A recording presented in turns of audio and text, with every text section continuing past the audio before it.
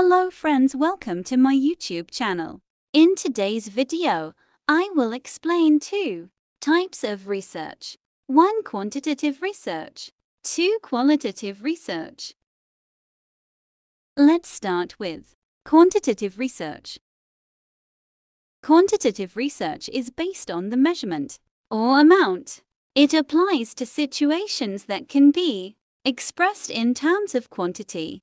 It deals with numerical data. For example, the amount of time a doctor takes to attend to a patient. Let's move towards qualitative research.